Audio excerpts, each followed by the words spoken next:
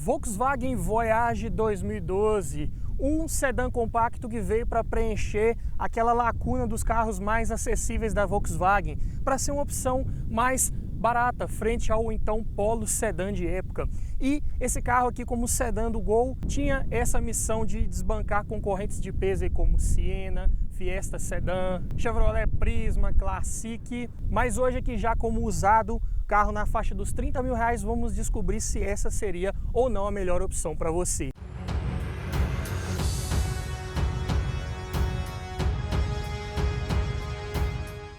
E começando pelo design externo desse carro, mais especificamente pela dianteira, essa aqui é a geração 5 da família Gol, né? Então veio todo aquele design que o Gol estreou aí no nosso mercado, juntamente com a Tiguan na época. Um farol mais afilado, bem diferente do que era a geração 4 aí dessa família. E nessa versão aqui do Voyage, com motor 1.0, essa aqui é a versão de entrada, ainda assim esse veículo aqui ainda está equipado com faróis de foco duplo.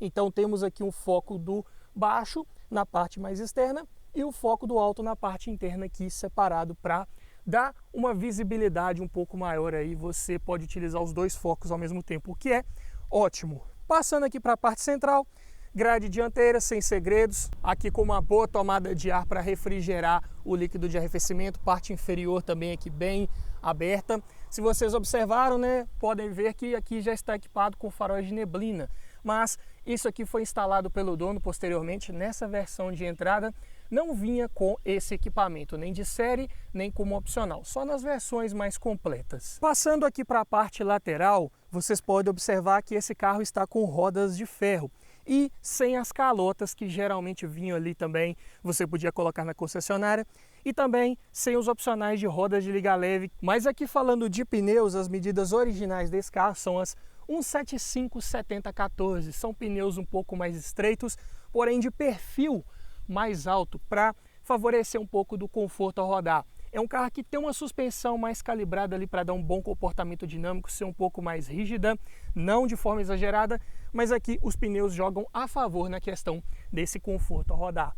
Parte lateral aqui, retrovisores. Aqui nessa versão também não tem o opcional de retrovisores elétricos, podia ser instalado à parte, e também não tem o repetidor de pisca aqui na capa do retrovisor. Passando aqui mais para a parte central, né, coluna B, ela tem um aplique aqui para dar um design diferenciado. Nessa cor aqui preta ele não se destaca muito, mas tem uma textura diferente e interessante aqui para esse carro.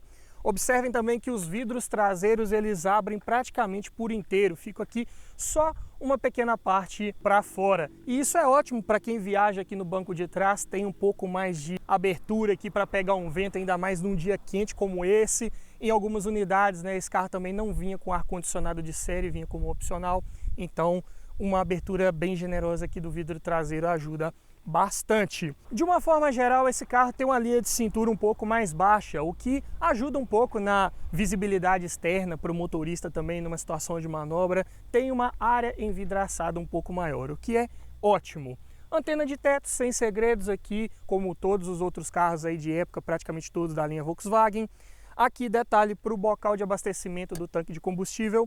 É um tanque para 55 litros de capacidade, e aqui também não tinha a opção de travar essa tampa externa aqui junto com as travas elétricas. Nesse caso aqui, você tem que entregar a chave para o frentista para ele poder destrancar a tampa interna e abastecer. Já a parte traseira aqui é o mínimo que se espera de um bom sedã, né? Que ele tenha um bom porta-malas, e aqui a capacidade é para 480 litros. É o que realmente diferencia esse carro do Gol. E nessa versão específica aqui do Voyage, ele conta com a abertura dessa tampa, tanto pelo botão interno lá no painel, quanto pela chave que você coloca aqui. E temos acesso a um bom porta-malas aí para um sedã compacto, todo forradinho, nada de lata aparecendo, pelo menos não na parte aqui inferior, onde você carrega as bagagens, mas na parte superior aqui tem apenas uma pequena capa aqui de proteção de plástico. Se vocês conhecem bem o Polo, por exemplo, né, que era o sedã acima desse aqui, essa parte aqui toda ela era forrada com esse plástico. Aqui no Voyage, só para tampar o mecanismo aqui de trava dessa tampa. Mas um porta-malas de boa capacidade, conta com abertura do tipo pescoço de ganso. Se você estiver enchendo demais esse porta-malas aqui, atenção redobrada para evitar de danificar as suas bagagens. Mas uma das vantagens é que ele conta aqui com banco traseiro rebatível. Caso você não esteja levando ninguém lá no banco de trás, você pode deitar todo esse encosto e aumentar bastante essa capacidade de carga. Detalhe, ele não é bipartido. Ou você rebate ele por inteiro ou não rebate nada, infelizmente. Falando de step, aqui é um step de medidas convencionais, né? As mesmas dos pneus principais, um 75, 7014, é um porta-malas de fato bem grande aqui para você levar bastante coisa. Inclusive esse porta-malas aqui do Voyage, ele é maior que o do Polo, que tem ali em torno de 430, 432 litros de capacidade. Então aqui, bacana para você levar as bagagens da família inteira sem maiores problemas. E vamos conhecer agora todo o espaço interno, ver a lista de equipamentos, o que esse carro entrega de tecnologia embarcada. Mas antes, para você que está gostando desse tipo de vídeo e quer ver ainda mais informações sobre esse carro e vários outros, o Bate-Papo Automotivo agora tem um site onde você pode pesquisar lá dentro e várias outras coisas sobre um carro desse, a ficha técnica completa, cesta de peças, códigos de peças principais aí de reposição para um carro desse e vários outros. Também tem um espaço reservado lá para o blog do Bate-Papo Automotivo, onde eu sempre coloco notícias, matérias técnicas, tudo para trazer mais conhecimento ainda para você sobre o mundo dos carros. Mas bora conhecer a parte interna agora desse Voyage.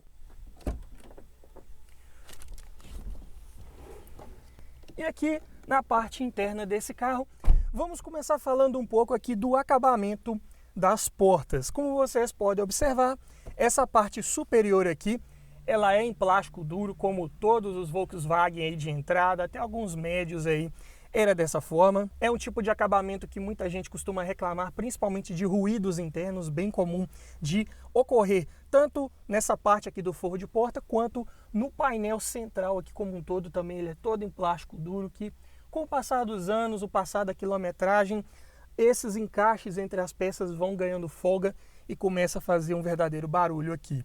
Mas num carro desse que está com uma baixa quilometragem, ainda não se percebe esses ruídos mais incômodos. Passando aqui para a parte mais inferior desse forro de porta, aqui tem um tecidinho de qualidade, textura um pouco melhor.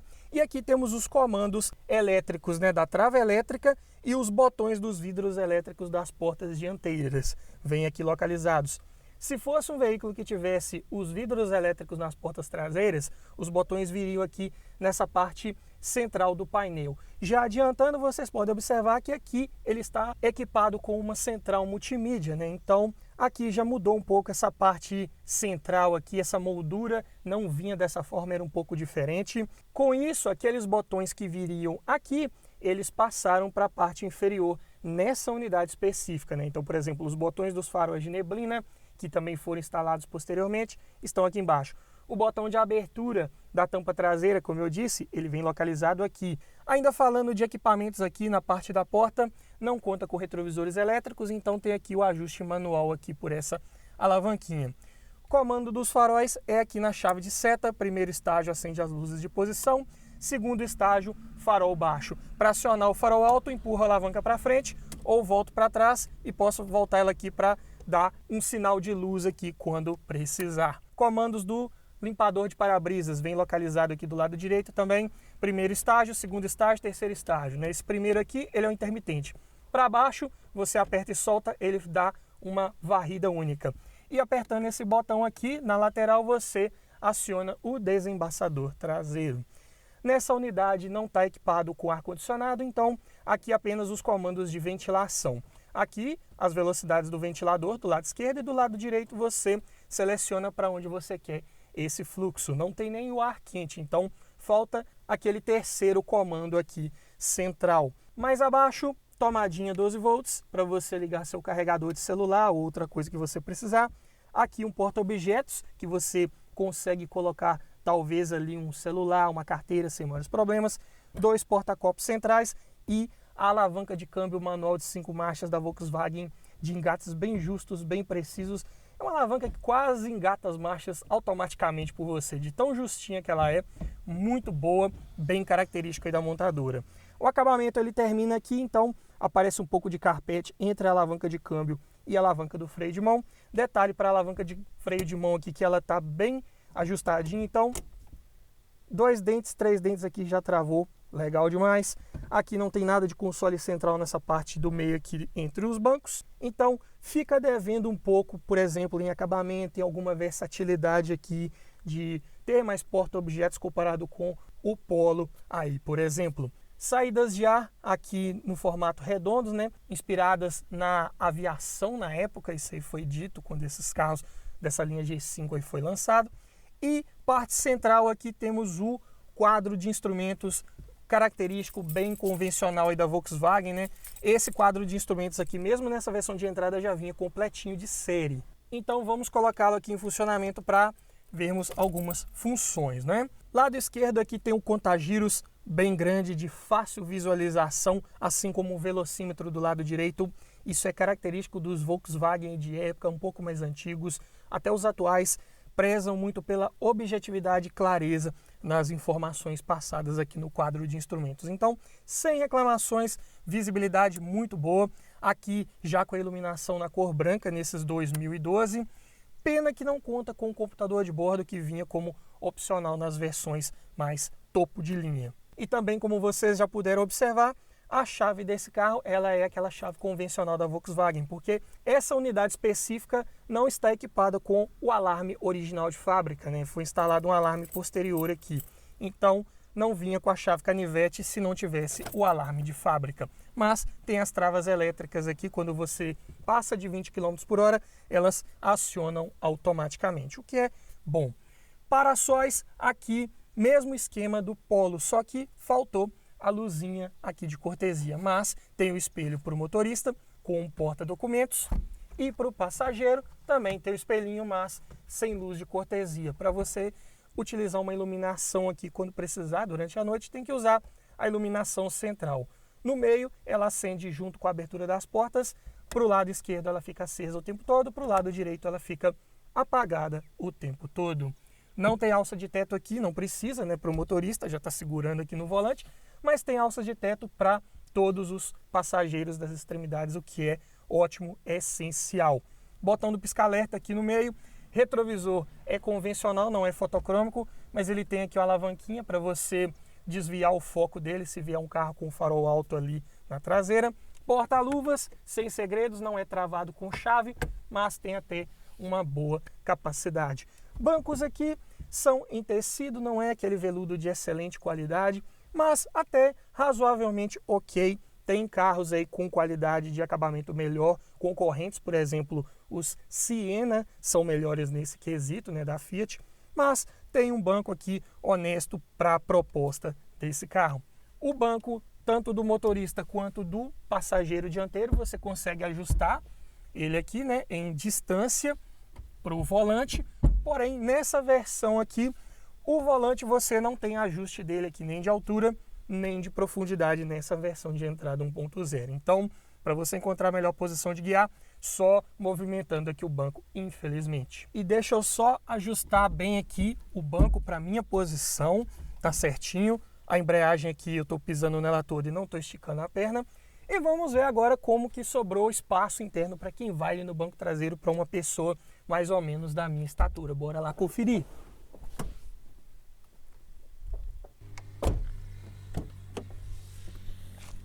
Será que vai sobrar espaço aqui para uma pessoa da minha altura? Vamos ver.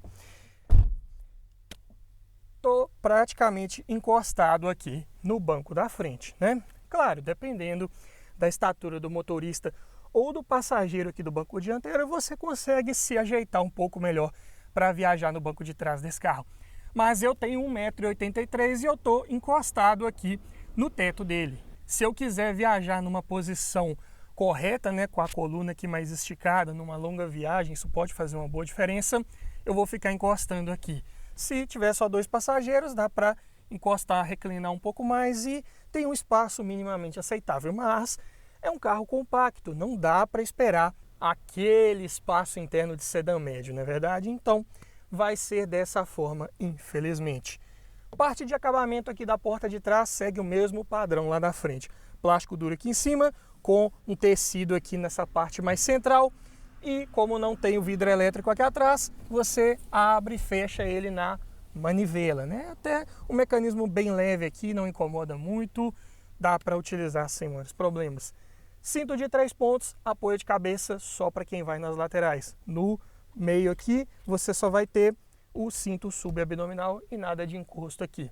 Os cintos laterais não têm ajuste de altura, como vocês também podem observar, mas tem aqui a saída de som para 2 alto-falantes que você queira instalar também posteriormente. É um carro que vinha com preparação para som, aí se você pagasse como opcional.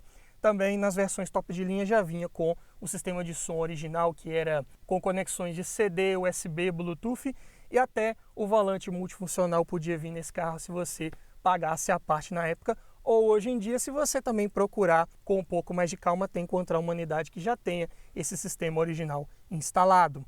Não tem ISOFIX também, nesse ano aí do Voyage, 2012. Então, se você precisar colocar uma cadeirinha, vai ter que prender ela com o cinto de segurança. Mas você deve estar pensando agora, mas qual outras opções que eu tenho de concorrentes desse carro, nesse mesmo ano modelo, no preço desse carro? Não falei do preço dele, né? Vamos lá para fora para a gente bater um papo sobre o mercado, sobre preços aí concorrentes. Então vamos começar falando aqui do preço médio de um carro desse hoje aí no mercado. Para isso, fiz a cotação dele aí no site da FIP para esse mês agora de setembro de 2023. É um carro que está avaliado em R$ 30.794. E quais são os principais concorrentes nesse mesmo ano modelo e aí também entregando o motor 1.0? Temos na Chevrolet o Prisma, né, na versão Joy, com motor 1.0, 8 válvulas de primeira geração ainda, por R$ 24.375. Na Fiat, como já citei, tem o Siena, versão EL, 1.0, 8 válvulas, geração 4, R$ 27.397. Na Renault tem o Logan Authentic 1.0, 16 válvulas, por R$ 21.081, mesmo ano modelo aqui do Voyage. Olha só, ainda não encontramos nenhum no preço desse carro, todos mais baratos por enquanto. Na Nissan não tem um Versa ainda com motor 1.0 2012, então peguei aqui de exemplo 1.6, versão de entrada, né, a versão S, 16 válvulas, R$ 29.305, ou seja, o Versa, mesmo com motor 1.6, ainda está mais barato que esse Voyage aqui. E na Ford tem o Fiesta Sedan 1.0, 8 válvulas, aquele motor Rocan 2012 também, R$ 26.039. Então podemos concluir que sim, é um carro bem procurado no mercado. Ao longo dos anos que esteve aí em linha e esteve aqui no nosso mercado como usado, ele envelheceu melhor que os concorrentes, ou seja, desvalorizou menos. Então a probabilidade de você pegar um carro desse e perder menos grana com ele, com o passar do tempo, quando for revender ele lá na frente, perder menos grana do que esses outros concorrentes que eu citei também, é maior essa chance. Então vale a pena pensar no carro desse na questão do custo-benefício, na facilidade de revenda. É um carro sim muito procurado hoje em dia. Uns mais novos um pouco que esse aqui, né, de 2013, 14 para frente, também é muito utilizado aí em aplicativos, né, de transporte de passageiro, no Uber. Então é um carro até bem valorizado, com certeza, mesmo tendo alguns pontos de atenção, uns detalhezinhos aqui que valem ser mencionados, principalmente na parte mecânica, que muita gente tem um certo pé atrás com esses Voyage 1.0 justamente pelo motor. E vamos falar dele agora, bora lá ver.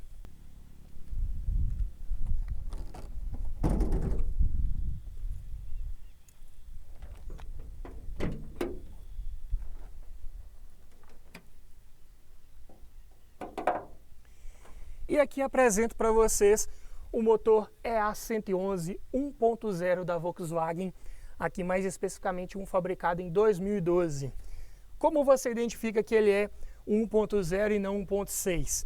Os 1.0 tem essa caixa de ar grande aqui na parte superior, até 2012 escrito VHT. Os 2013 em diante já tiveram uma atualização e passaram a vir aqui escrito TEC. Ganharam bobinas individuais aqui, então não tem mais aquela bobina grande aqui que distribui a centelha para todas as velas. Nos 2013 em diante, uma bobina aqui para cada vela. Mas aqui estamos falando de um 2012, né, que ainda tem aqueles relatos maiores de problemas crônicos, principalmente de lubrificação, que atingiu principalmente esses 1.0 de 2008 a 2012. Aqui geralmente ocasionado por uma especificação errada de óleo que a Volkswagen teve na época, depois corrigiu. Só que não é só isso o problema. Aqui também, esses motores 1.0 têm bielas mais estreitas e os casquilhos lá embaixo, lá onde vai o virabrequim, eles também são mais estreitos. E quando esse motor passa por um desgaste ali dos casquilhos, quando está numa quilometragem um pouco mais avançada, esse casquilho ele pode se deslocar ali para a direita ou para a esquerda e ele tem um furo onde passa o óleo de lubrificação, ele passa ali por dentro do virabrequim e entra para a biela por esse furo do casquilho. Só que se esse casquilho deslocar para o lado, os furos da biela com o do casquilho não vão mais coincidir. E é aí que vai causar problemas de lubrificação, falha de lubrificação nesse motor e pode vir a dar aqueles problemas de batida seca, batida de pino e vários outros problemas.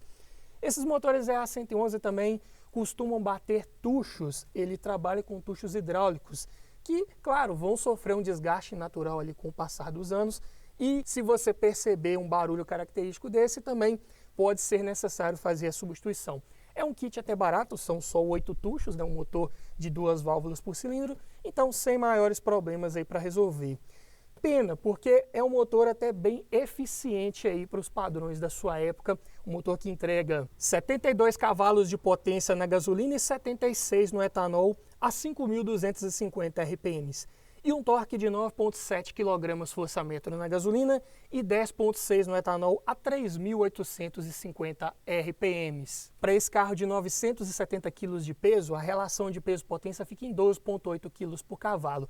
Na média, aí, comparado com vários outros do segmento, vários outros equipados também com motores 1.0. Mas aqui é um motor que ele entrega sim um bom desempenho, vou mostrar na prática, nós vamos dar uma volta na estrada com esse carro, vou mostrar todas as minhas impressões ao volante, então fica até o final, mas é um motor que entrega sim um bom rendimento, ele exige seus cuidados extras, principalmente com relação a óleo de motor aqui, a óleo de lubrificação. Muita gente costuma ainda querer colocar um óleo errado nesse motor. Às vezes compra um carro desse do dono anterior, estava colocando um 15W40, um 20W40, 20W50, então nem passa perto desse motor. O único óleo que você pode colocar nesses motores aqui são aqueles que atendem a norma da Volkswagen para esse ano de fabricação aqui de 2012. No caso aqui desse motor, é um óleo que tem que atender a norma VW50200. Eu já fiz um vídeo completo explicando como que são essas normas, qual óleo se aplica a cada uma delas, vou deixar o link na descrição.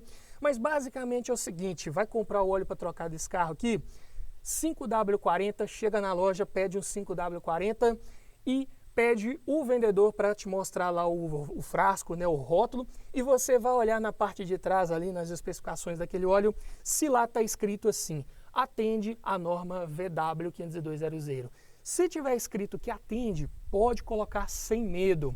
Se não tiver escrito, mesmo que seja um 540, não coloque. Coloque sempre o óleo da forma como manda o manual do proprietário, que você vai evitar muitos e muitos problemas nesses motores aqui. Tanto 1.6 quanto 1.0 não aceitam outro óleo. Mas aqui em manutenção, de uma forma geral, é um motor sem segredos, tudo muito à mão, tudo de muito fácil acesso, peças de preços bem acessíveis. Já fiz vídeos aqui no canal, inclusive, fazendo levantamento de preços de peças de trocas preventivas periódicas desses carros 1.0, 1.6, nada de exagerado para você manter no carro desse.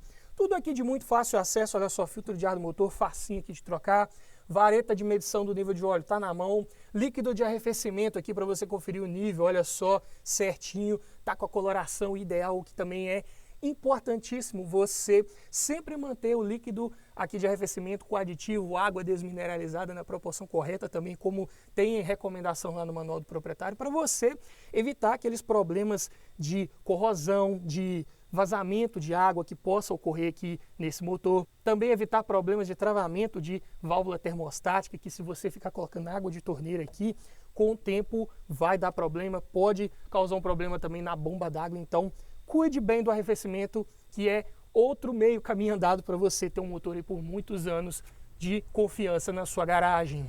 Aqui detalhe do tanquinho de partida a frio, bem grande tanquinho, é moda de dizer, olha o tancão que é isso aqui. dá para colocar bastante combustível aqui e utilizar em uma manhã mais fria se você precisar. Nível do fluido de direção hidráulica bem na mão, bem à vista, sem problemas. Bateria de fácil acesso para você trocar quando precisar. Aqui está o bocal de abastecimento do lavador do para-brisa, bem aqui na mão também, assim como o reservatório aqui de fluido de freio para você conferir o nível periodicamente. Só um cuidado aí para você que gosta de lavar motor, cuidado, porque a centralina desse carro está aqui, ó.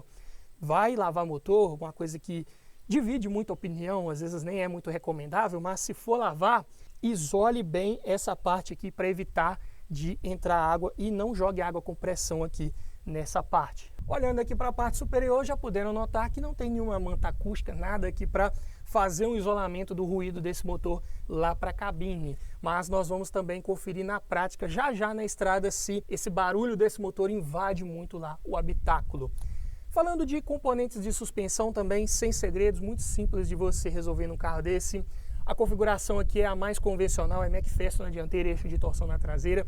Peças de reposição que você encontra aí com facilidade no mercado, assim como o sistema de freios, disco ventilado na dianteira, tambor na traseira, sem sustos, sem problemas aí, freios bem dimensionados para o peso, para o porte desse carro, então muito bom. Mas chega de papo, vamos testar esse carro na prática agora, vamos levar ele para a estrada para eu poder passar para vocês todas as minhas reais impressões ao volante. Bora lá conferir então!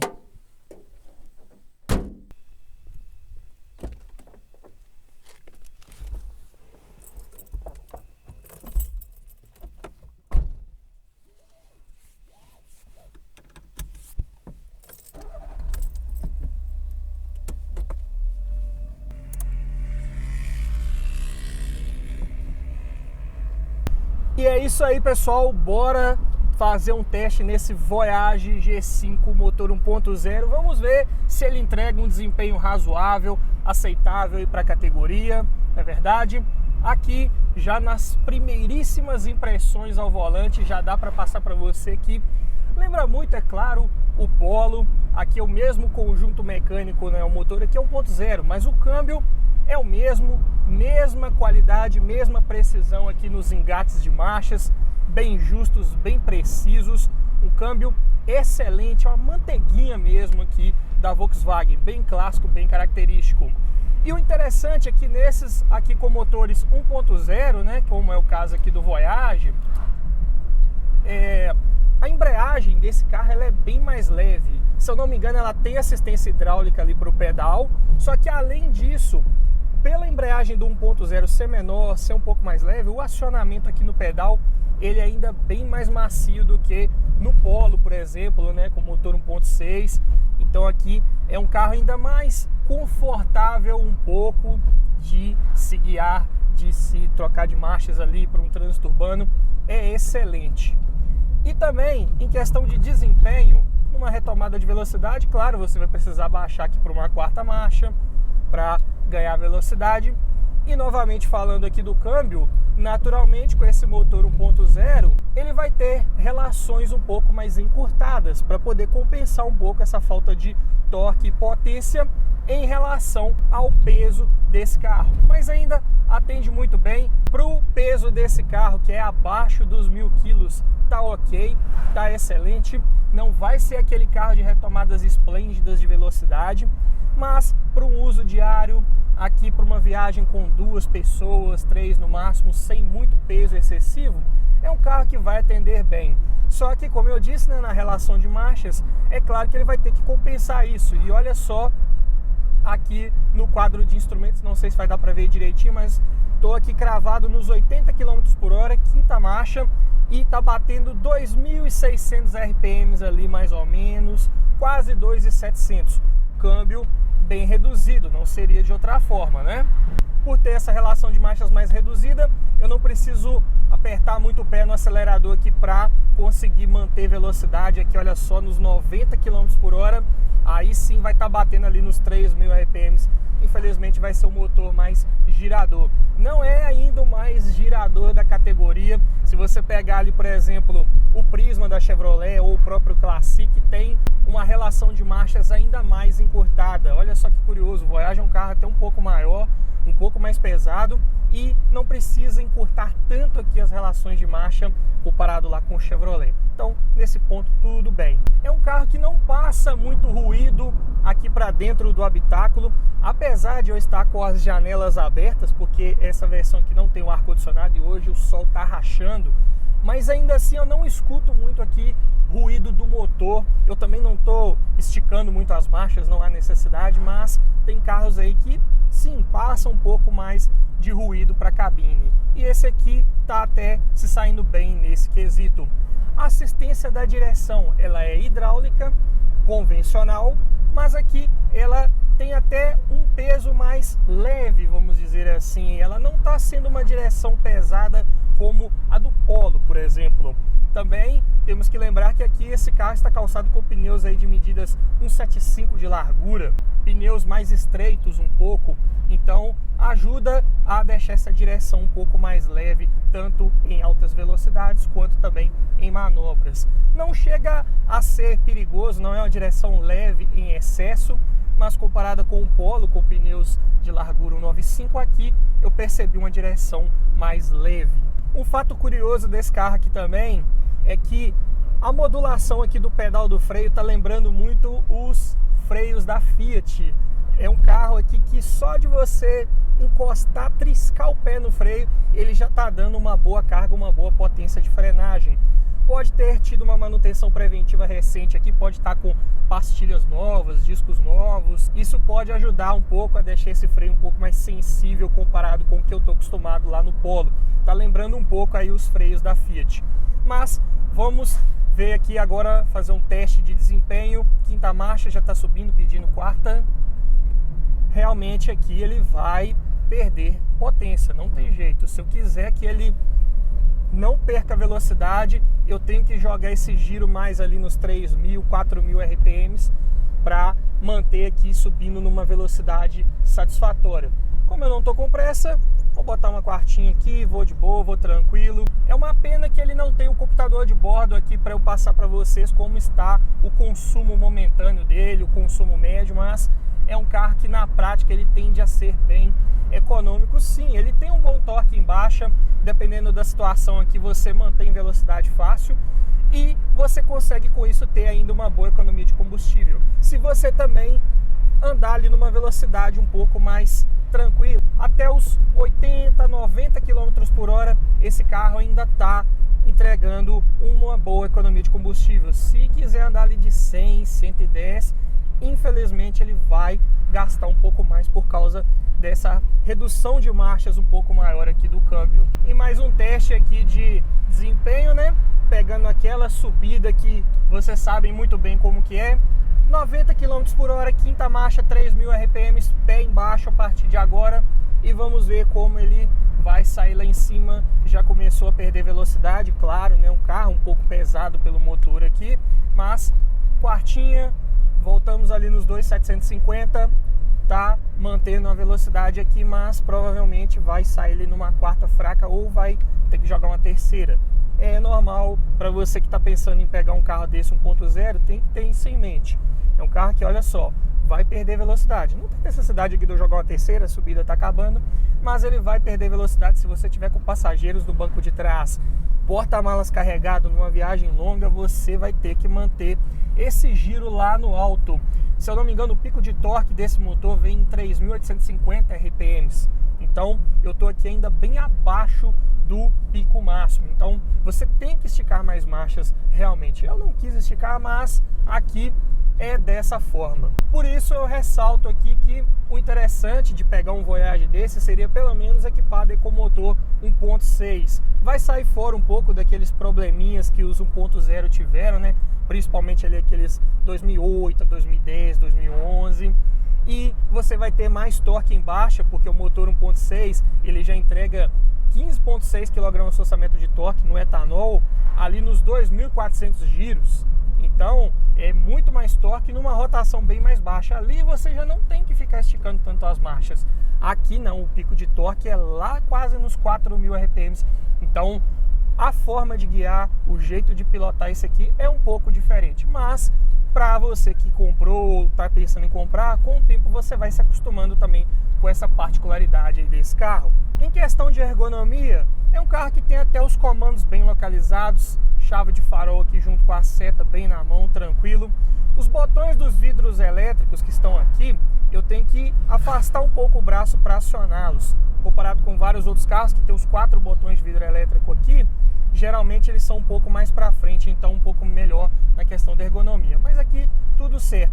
Também aqueles botões que vem aqui em cima, né, como eu mostrei, nessa versão, nesse modelo específico aqui, nessa unidade desse Voyage, eles estão localizados mais na parte inferior aqui, porque esse carro está com central multimídia, mas de forma original os botões vêm localizados aqui em cima, né? Botão de abertura do porta-malas, botão do farol de neblina, vidros elétricos das portas traseiras quando esse carro vem equipado, então aqui mais de fácil acesso. Também na questão da ergonomia, só senti falta de uma pegada um pouco mais cheia aqui nesse volante, esse volante sem airbag, né? Ele tem uma pegada mais fina aqui, comparado com aquele lá do Polo e os outros da Volkswagen que vinham com os comandos multifuncionais aqui, né? Ele tem uma pegada mais cheia, mais ergonomicamente bom para você ter uma pegada mais firme, te dá mais confiabilidade, confiança ao fazer curvas. Mas, de resto, um carro bem aprovado para o uso diário, até mesmo para algumas viagens, se você tiver paciência aí para rodar, vai atender muito bem. Pessoal, então essa foi a avaliação completa do Voyage 1.0, um carro para você que está pensando num sedã compacto até os 30 mil reais, pode ser uma boa opção de compra para o dia a dia. Mas me diga você, levaria um carro desse para sua garagem? Deixa aqui nos comentários, quero ouvir a sua opinião sobre o assunto. E se você gostou dessa avaliação, vou deixar aqui em cima outros vídeos para você que ainda está na dúvida entre um carro dessa categoria ou até de outras categorias. Aqui você vai encontrar o vídeo que vai te ajudar a escolher o melhor carro para sua garagem. No mais é isso, obrigado por assistir, aquele abraço e até o próximo vídeo.